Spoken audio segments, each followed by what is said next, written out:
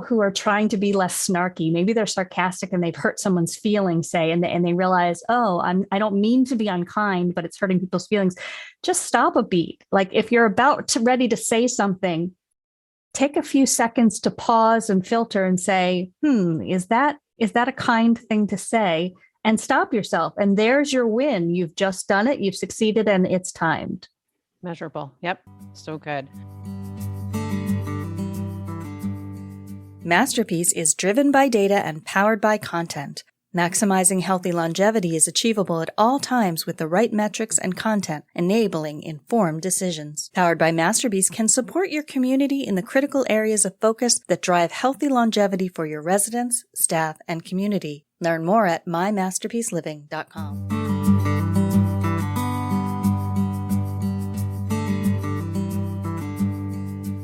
Well, I have a couple thoughts too, which I think are complementary to Danielle's. I would point out first and foremost, what are your limiting beliefs? So those usually sound like, I'm just not the person who ...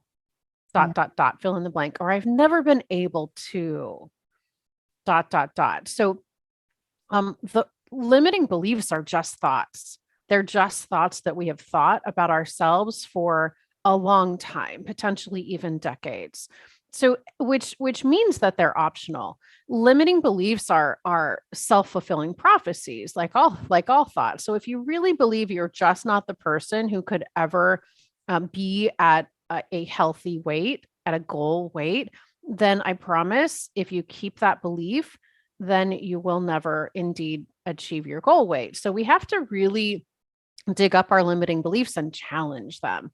Just because you haven't done it yet doesn't mean that it can't be done, right?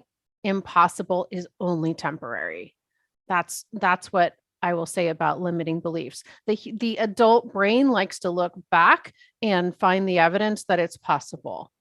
And I don't think that our 18-year-old brain did that, because our 18-year-old brain had no evidence that we could get the degree or land the dream job, right? Or find the perfect mate. But we had no evidence that we could do it at 18, but we just set out and did it. At some point, the adult brain wants evidence that we can achieve something. And guess what? It's not always there. You just haven't achieved it yet. So find those limiting beliefs and start to challenge them by thinking other thoughts, right? And the other bit of advice I would have is be willing to fail. We all know that we learn so much more when we fail, right? And what if we were just courageous enough to fail? The most successful people are the people standing on the biggest piles of failure, right? You've probably heard that. So what if failure was the goal for the sake of learning so much more?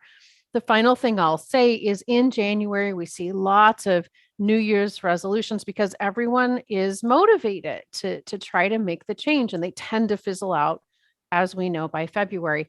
Motivation is a feeling, and like all feelings, it comes from a thought. So notice what thoughts you're thinking in January and January 1st that create motivation for you.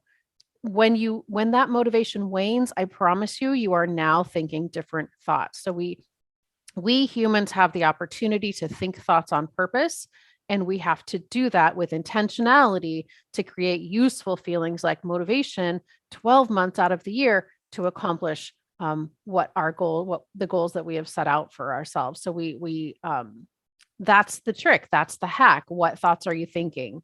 Thinking thoughts on purpose that genuinely create motivation for you is the ticket to your goals, and also being willing to feel whatever feeling comes up along the way, the desire for instant gratification that flies in the face of your goal, just being willing to feel that discomfort, right? And voting, it's casting a vote for your future self, the version of you that has already achieved the goal.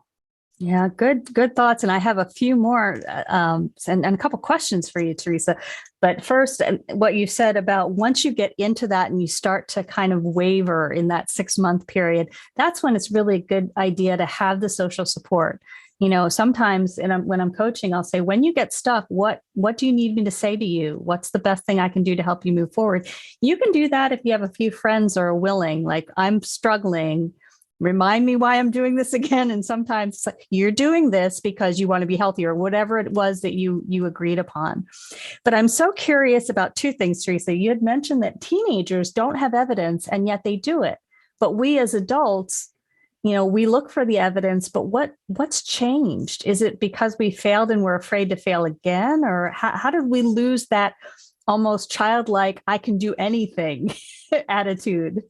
I don't know when it changes, but the adult brain certainly has accomplished more things than our 18-year-old selves.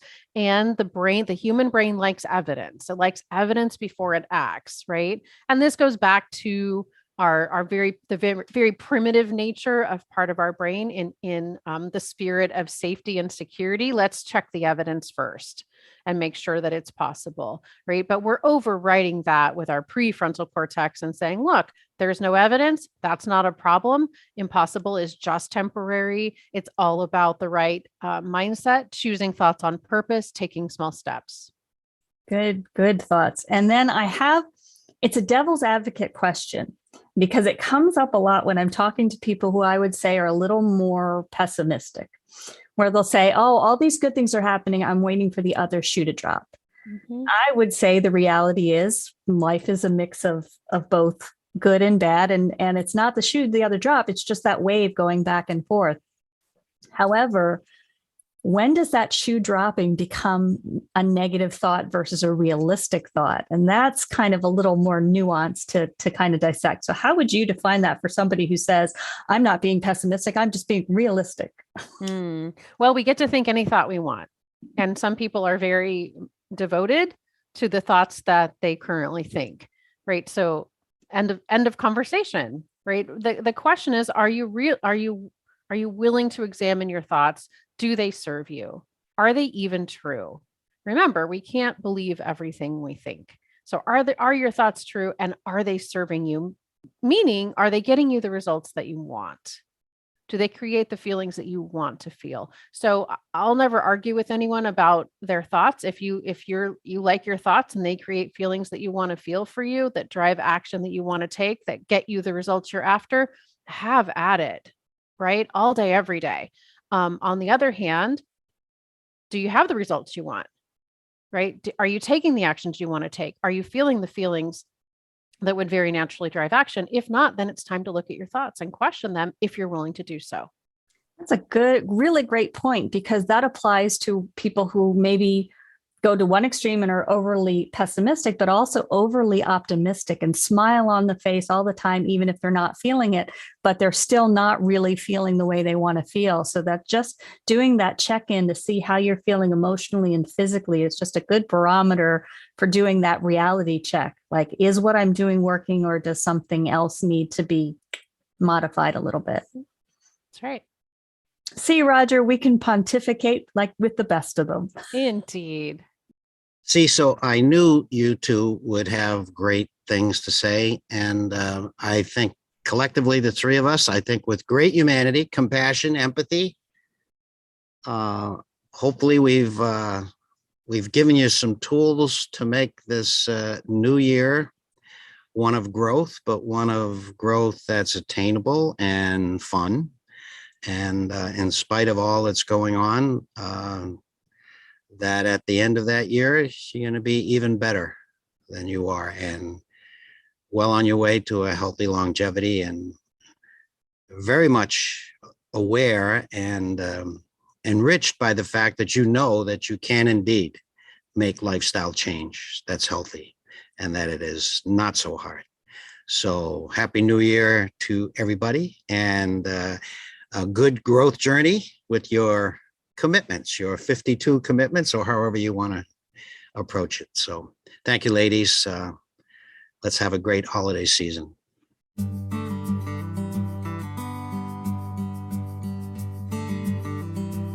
You've been listening to Dr. Roger and Friends, The Bright Side of Longevity. If you like the show, please rate and review, and be sure to click to follow.